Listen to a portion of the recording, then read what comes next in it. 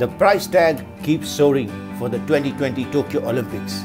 It is estimated that now Tokyo 2020 Olympics may cost $25 billion. This is nearly a fourfold increase over Tokyo's winning bid in 2030. Tracking Tokyo Olympic costs is getting more difficult as work speeds up.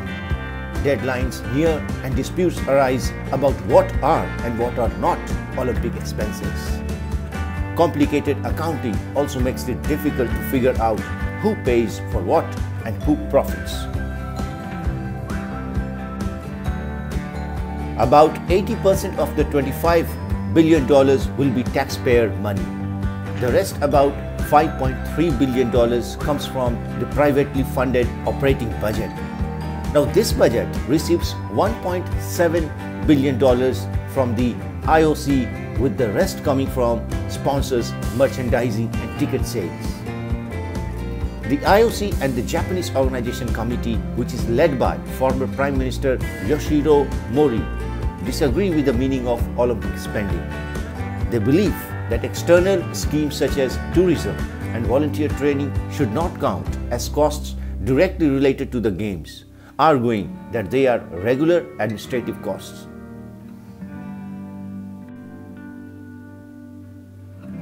A long-delayed increase in Japan's consumption tax will now go on into effect in October 2019.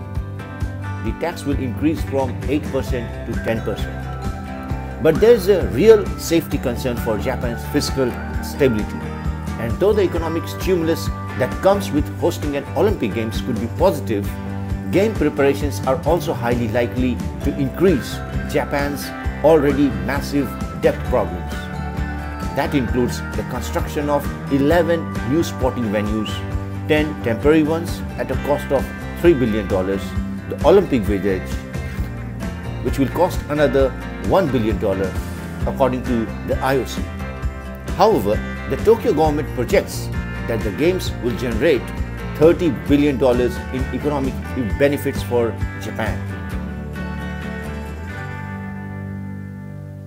Now let's come to the interesting part. What Abe is probably banking on is that spending might shrink the 230% GDP debt. But that's a gutsy gamble for a country approaching unsustainable levels of interest payments due on its debt. And it's not just Japan that's affected by these choices. If Japan's debt problems end in default, the resulting banking crisis and economic collapse will likely damage the global economy.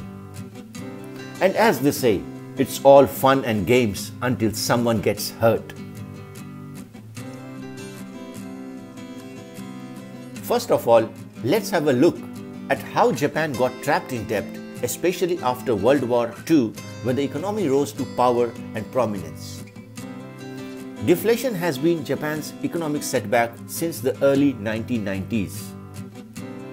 The asset bubbles that were created after the World War II had finally burst in 1989 after the increase of interbanking lending rate from the Bank of Japan.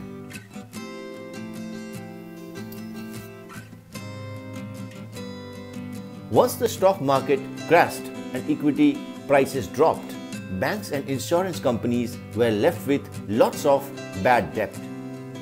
The Japanese government and central bank supported these organizations by bailing them out and providing low-interest credit. Thus, these firms have to rely on support. But this eventually became unsustainable, so banking institutions had to be consolidated and nationalized. Throughout many years, other fiscal stimulus initiatives were also used to help reboot the stumbling economy. Because of these government-approved actions, Japan's debt level skyrocketed to become the highest in the world.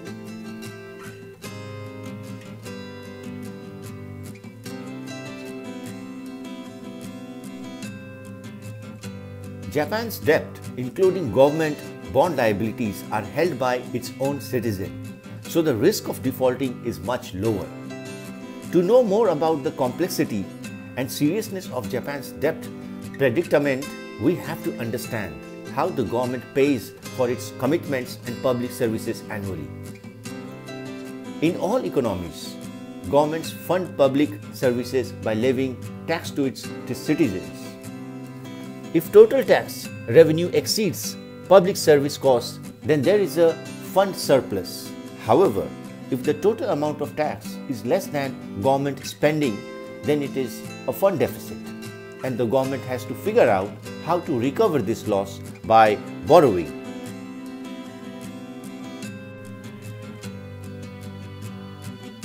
To make up for this deficit, governments issue bonds or IOUs and sell them to investors along with paying interest.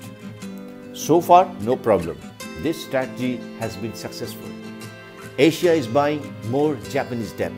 This is mainly because China is diversifying by exposing more into Japan while relying less on Europe and the US.